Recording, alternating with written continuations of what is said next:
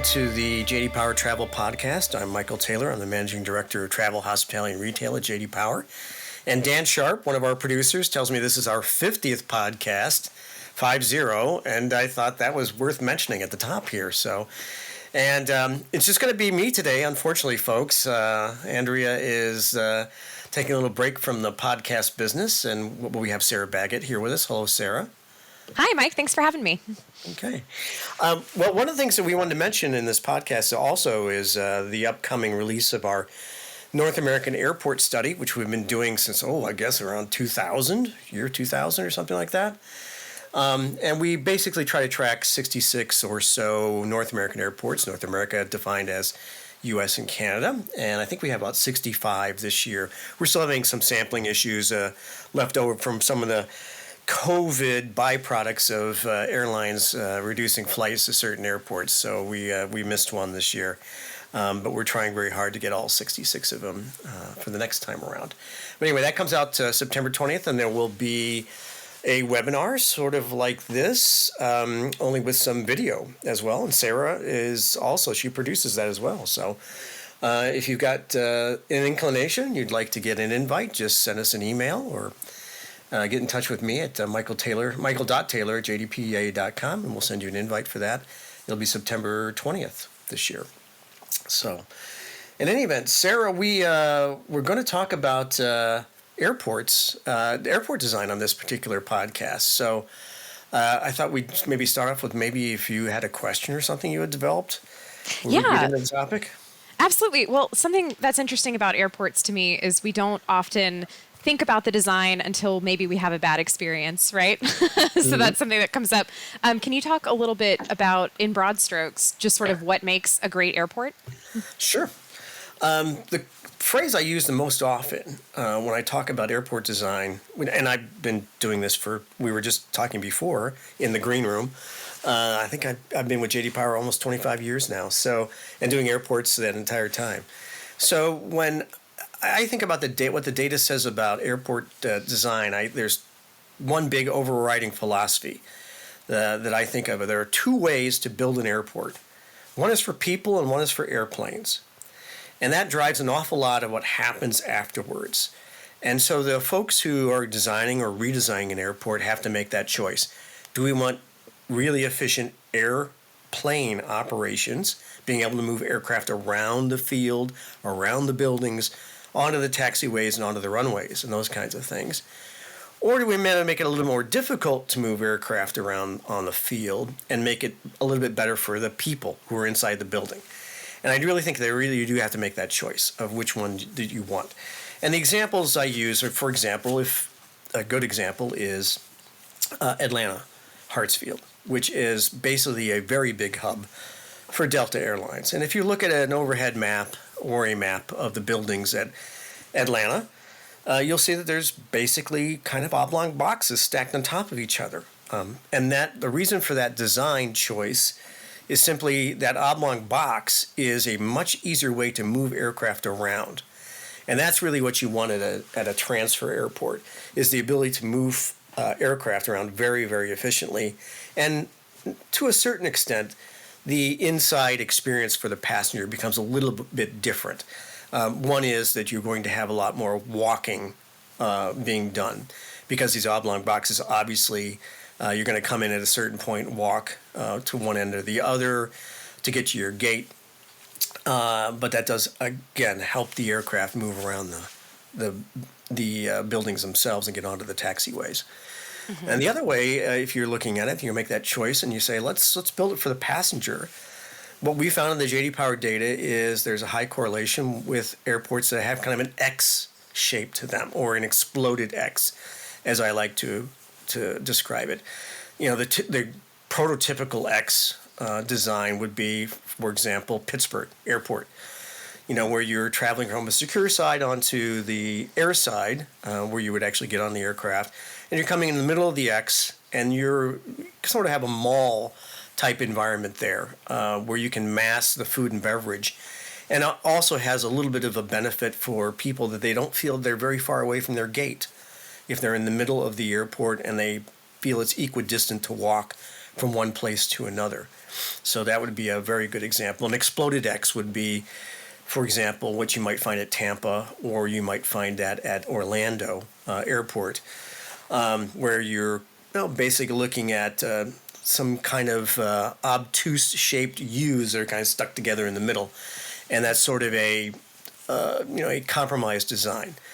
The other thing that I talk about in airport design is every airport design in the world is a compromise. Simply because for the overall, and you laugh a little bit about that, but it's really true. Every airport design is a compromise. And Sarah, you can jump in at any time if you think I'm going off topic here. No. I do have a question though. Thinking of that exploded X, and you were talking about sort of that mall setup in the middle. Talk to me a little bit about food and beverage, because we know that's one of the key drivers of customer satisfaction. Right. And I've heard you talk about having 2 lines. Can you tell me a little bit more about that? Sure. I'm always on a busman's holiday when I travel, which, basically means in old-fashioned terms, I'm sort of looking around and saying, what is this airport doing? How well are they doing it? What could they do better?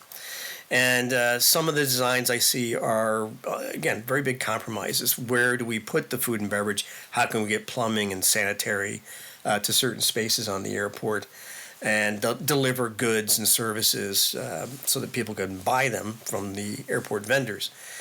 One of the innovative designs that I've seen over the years, I think we mentioned this previously on this podcast, is MSY, which is New Orleans Louis Armstrong Airport, which has most of their food and beverages massed in the middle of the concourse. So as you're walking down the concourse, you can go left or right of most of the restaurants and outlets, retail outlets in that airport, which gives a little bit better exposure to the food, beverage, and retail itself. So because you're kind of getting it from attacking it, or at least viewing it, accessing it from both sides. And it also has the residual effect of allowing bigger screens with large windows to let in natural light. So there's going to be a lot more brightness and lightness to the airport itself. A third factor is that half of your foot traffic is on one side of the airport concourse, and the other half's on the other side, so it's a little bit less congested. Versus, say, one where you're traveling down a main corridor, like you would be at JFK Terminal 4, for example.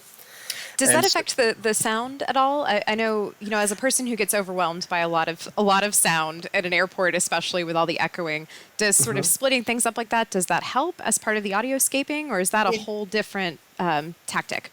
Well, it is. I think it's a whole different tactic in that what happens at airports, any place where you're in an enclosed space, obviously airports are all secure. They're not going to have open air sections in them.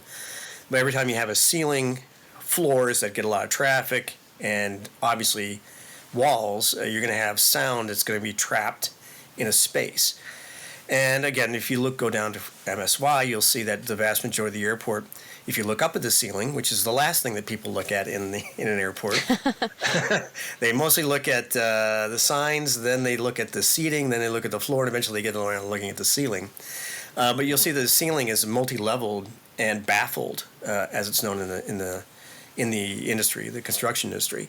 Mm-hmm. And one of the things about airport design, which we can get into, is what's the maintenance cost of a particular choice. If I have carpeting, obviously it makes things quieter, makes it a little easier to walk. The footfall's a lot softer on a carpeted surface, but it does wear out, and it does attract a lot of dirt. And therefore, you're going to have a little bit more expense in cleaning and then eventually replacing that. And on the other hand, if you have a hard surface floor, obviously it wears better, much easier to clean, far more durable, but it reflects a lot of sound. So if you've got a hard surface floor, you really need to think about, what does my ceiling look like, so that I can eliminate that noise that people generate, as they pull their wheeled luggage down the concourse and talk to their neighbor, and then all the other things that happen in the airport itself that generally add to the ambient noise. Mm-hmm. And then also beyond that is, once you've conquered the ambient noise, what do you do to enhance the passenger experience? And a lot of airports pipe in music. which in way back when used to be called Muzak, but now it's a lot more sophisticated.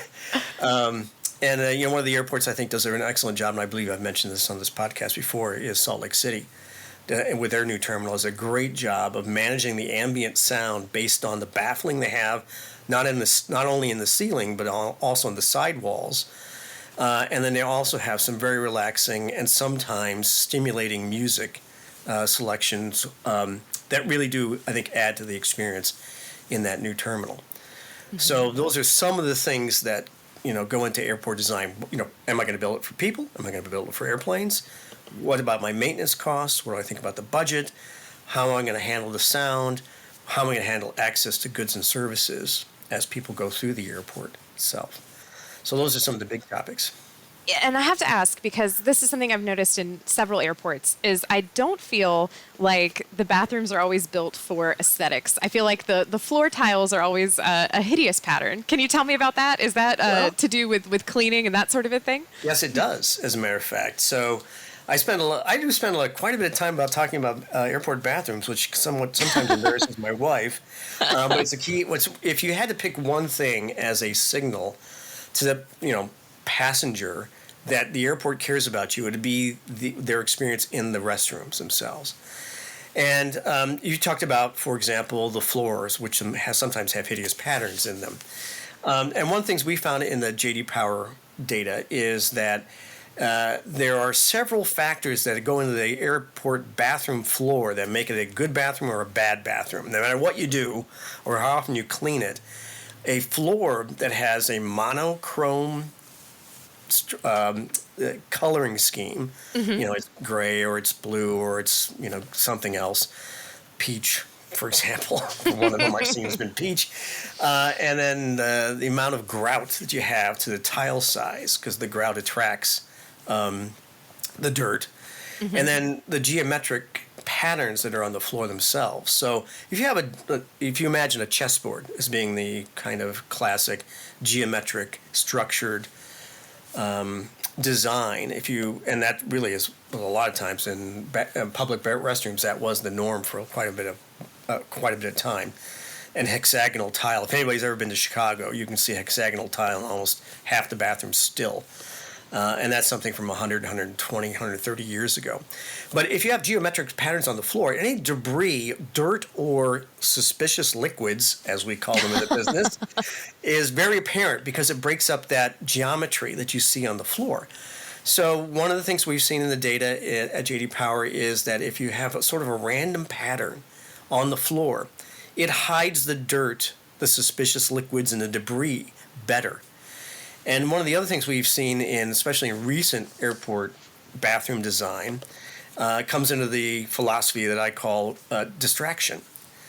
Some of the best bathrooms we've seen, if you walk into them, they'll have, for example, very high resolution, very large photographs at either end of the bathroom that are backlit. Some of them have local scenes. Tampa Airport is a good example. They have local flora and fauna in these very high resolution backlit photographs that are, I'm talking photographs that are 6 feet by 4 feet in size. And you tend to look at those because, A, they're beautiful. Sometimes they're birds, sometimes they're flowers and things like that. The new terminal at Newark A, also has some of those things in it. They have beach scenes from New Jersey, for example, which you might think would be, not exactly the best design in the world, but actually some of the beaches in New Jersey are quite pleasant to look at. So, but these photographs distract you from what's going on in the bathroom. You're looking at the photographs rather than looking around for things that might be dirty or askew. And the other thing I talk a lot about in bathroom design is wet hand travel. If you're washing your hands and you have to turn around and walk across the floor to go to the, where the hand towels might be. Oh, yeah. Dispenser, you're dripping water across that, of course, which, people walk across that. Again, those are liquids on the floor. That becomes suspicious to people and also pool the dirt and make a mess. And so the current design schemes that we see at J.D. Power for high-performing bathrooms have very little wet hand travel, that the the hand dryers or the paper towel dispensers are right next to where the faucets would be. And right underneath that would be the wastebasket receptacles, which are sometimes under the sink.